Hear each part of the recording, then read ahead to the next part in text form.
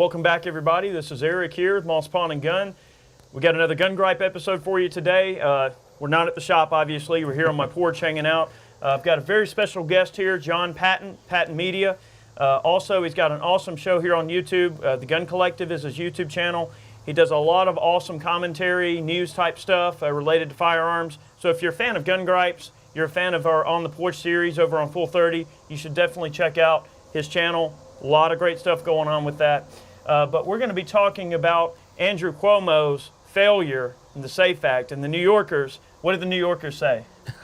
Listen, buddy, you're not taking my friggin' guns. You can't have them. No way, bro. No way. All right.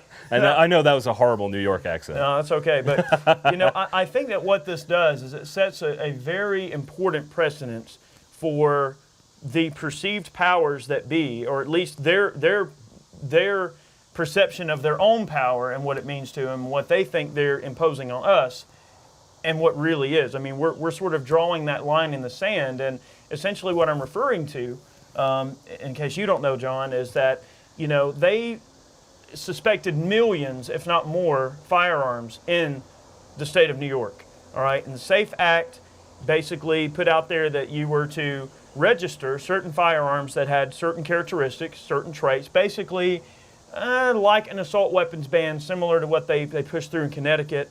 All right, so it's very similar to that. It's actually very similar, yeah. So they're banning, among other things, banning magazine capacities over 10 rounds, banning assault weapons and things of that nature. And there's a whole bunch more to it, but it's a really complex thing. And for, like you're saying, New York drew a line in the sand and said, we are not going to comply with this nonsense. Right. And I think it's super important. In the history of the United States, this is a step in the right direction for freedom. Well, but 43 or 44,000 people registered firearms, but most of those were actually in the city of New York. Right, on the island of Manhattan. Yeah, and people in the outskirts and upstate were like, screw that.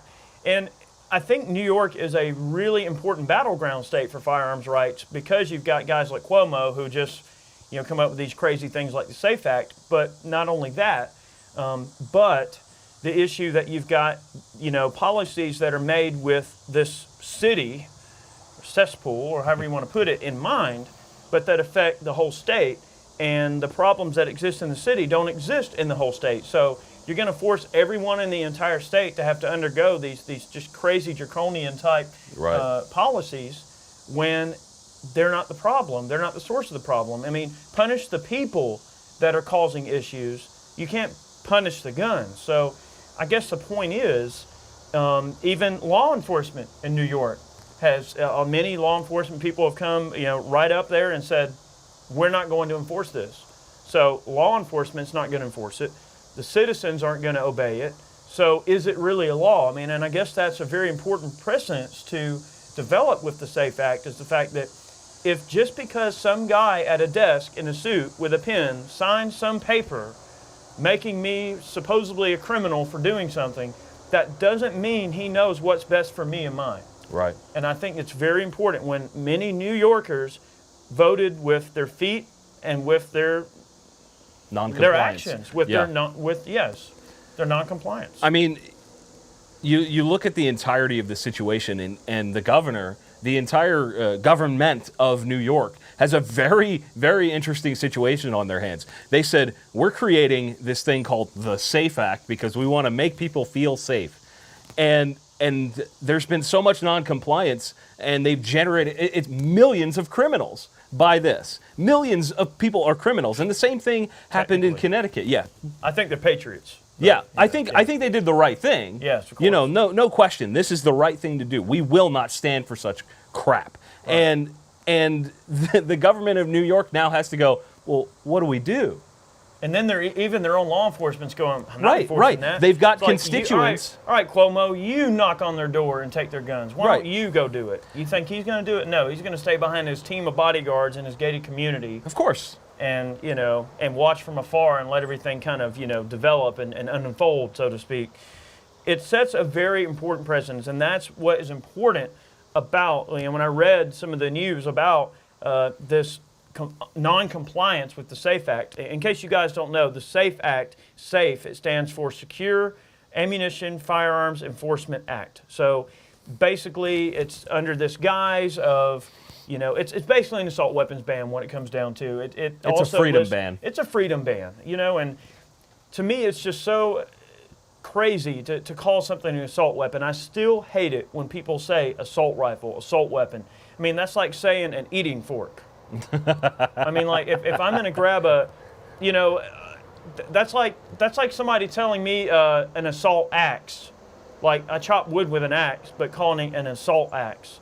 Well, it's not an assault axe until I chop someone's, go in and do a mall axing or something and go like chop a bunch of people up with it or something, Like it's just so dumb to just have a preconceived terminology that you're going to refer to something as an assault weapon. Well, no, an assault weapon is something I use to assault somebody. If I haven't done that yet, then guess what? It's like the same thing when you talk about sniper rifles. Every gun with an optic is a sniper rifle. Rifle. It's a sniper rifle. Any rifle is a sniper rifle when a sniper uses it. Right. I mean, it's the same thing. You could call everything you drive every day, it's an assault vehicle. A death car. Yeah, like it's ridiculous. Because the premise of that is that, this can kill people. Well, guess what? This can too, if I used it a certain way. Yeah. You know what I mean? Like, if people use things out of context and inappropriately, then it could be bad. I mean, that goes with anything out there. So to take a firearm, something that our country is founded upon, and criminalize it in such a way is ridiculous. I think it's important to note that it just seems like our modern society, whether it's the politicians that are coming up with a lot of these crazy laws that, of course, they're off their rockers. We're on our rockers here. Yeah, we're on these. But yeah, they're off their rockers. But a lot of these politicians that are coming up with these ideas, it's almost like they're just completely separated from reality. They're living in a fantasy world where they think their word is just the golden rule and that everyone is just going to comply with what they say. Well, guess what? If I said that it was illegal to walk on the sidewalk and yet millions of people every day walk on the sidewalk, they would go, well, that's crap. We all walk on the sidewalk. Right. So it's like if enough people just say, that's bullcrap, I'm not doing that, then guess what? It's not really a law, is it? Yeah. If no one will follow it and no one will enforce it, that's the important thing. A law is only as good as the people that will enforce it or willing to enforce it. If there's a lot of laws in general, now we're not just talking firearms related, but even just from a standpoint of like traffic laws or whatever, okay, ordinances, city ordinances, there's all these random things that are out there, and police officers are sworn to uphold the law that their community puts out there for them to uphold. But if there are a lot of laws out there that are bogus, and that even the cops go, I don't even know why that's on the books, because that just doesn't Well, make there's a lot of any instances sense. Of old laws that have not been taken off the books that are completely silly, like in certain... NFA. Well, the NFA, I mean, the NFA, oh my goodness, we could do 3 hours of talking on how ridiculous that is. Yeah. But I'm saying there's things on the books that are like, you can't marry a horse in Texas and things like that, like, it's like, it makes about as much sense as that. I know. You know what I mean? It's completely ridiculous. And on top of that, the most important thing that I see is that a lot of these laws get created based on feelings, about how people feel. I just want to let you people out there know that this is not about how you feel, whether you like it, whether you don't like it. This is not about feelings. This is about freedom and the way the United States is built. Well, not only, but the non-compliance with the SAFE Act is also an excellent show of democracy in a true sense. I mean, if enough people think something's right, guess what? You don't have to like it, but it's right. Right. If enough people think it's wrong, even if it's not a law, it's still wrong. I think that people have that inherent ability to understand what the greater good is to them and to embrace that greater good and sort of make sure all the people around them honor that greater good. And if enough people that are firearms owners and are passionate about firearms in New York say, screw you people, we're not going to follow this bull crap. And they did. And they did. Then guess what? It's not really a law if no one cares. So I guess the point of this video is I want to say kudos to the citizens of New York for telling them to kiss off. All right, and you guys know that on Gun Gripes, we always like to find stories like that and put them out there for you guys to know about, because it's important. like Bundy Ranch, when things like that happen out there, when things happen in California, any of those battleground states for firearms, when there's a minor victory, even if it's minor, it's important to get out there for people to know about, because it's just so very important that we fight everything tooth and nail, because these people have unlimited resources, unlimited funds, unlimited support from very powerful people with lots of money. They appoint people and put them in situations where they can influence policy. And guys, we have to really be careful about making sure that these modern day communists, these modern day socialists that basically they're wearing an American flag on their jacket, but that doesn't mean they're not a socialist or a communist. That's for appearances at that point. Yeah, it's all for appearances. We got to make sure these modern communists aren't turning us around, And it's very important for us as the firearms community to stay on a united front. Yeah. Things like this, like part of the reason we get this kind of information out there and why I do it on the news in a certain way is because we want people to be educated so that we can stick together and fight the nonsense. That is super, super important. Yeah, and I do also, to play devil's advocate, I do realize that there are a lot of varying cultures in the U.S., and some cultures may not embrace firearms as readily as other cultures. I mean, I grew up in a gun culture. I am the embodiment of what it means to grow up around guns. I mean, I grew up around a gun behind every door and having family members that were bringing home dead deer all the time from their hunts, and then going out and hunting when I was a young kid and everything. So believe me, I know all about, living off the land, killing animals with guns, having guns in the house. I grew up as a hunter and as a fisherman and spending time outdoors and everything. So right, but you don't force that culture on somebody else. Like a lot of these anti-gun people are forcing their viewpoints on us through laws and nonsense. Or that's they're not trying fair. to make you feel guilty about embracing right. that culture, What's really interesting is our community tends to be hey, listen, we respect your opinion. You can have that opinion, but don't mess with ours. Because that mutual mutual respect is very, very important.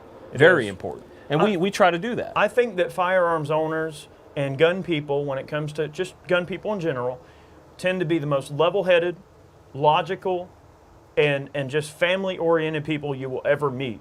And if I could impart one bit of, I guess, kind of knowledge, or at least a plea to the people that might be anti-gun that are watching this video, and we do have a lot of, either middle of the ground or full-on anti-gun groups that watch our videos. It's that gun owners are not the problem.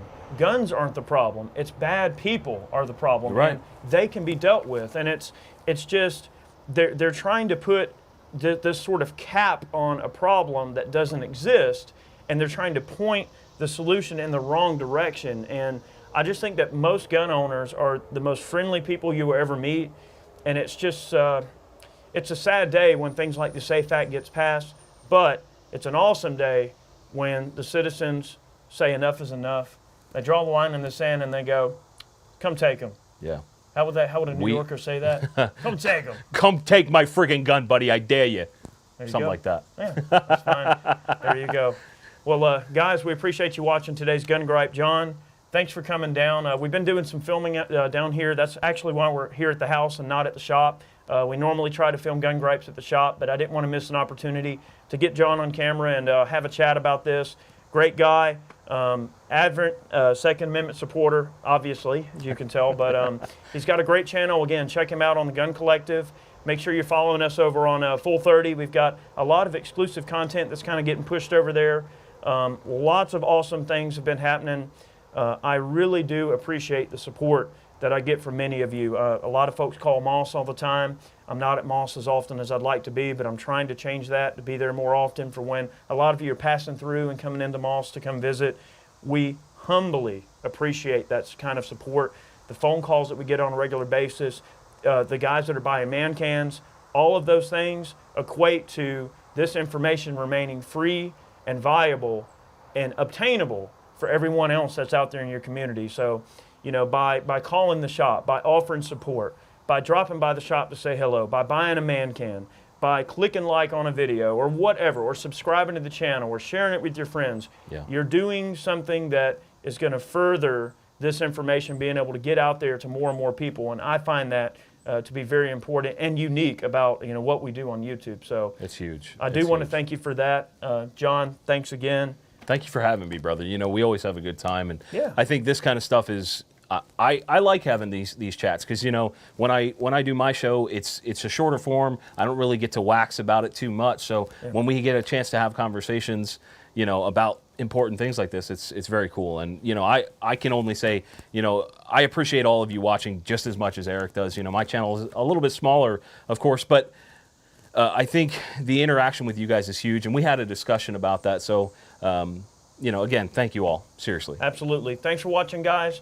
Much more stuff on the way, more firearms facts, gun gripes, more torture tests, meltdowns, gun reviews, you name it. We're kind of a one-trick pony type YouTube channel, so you never know what you're going to find us uploading. So be sure to stay tuned. We'll catch you next time. Have a good one. See you guys.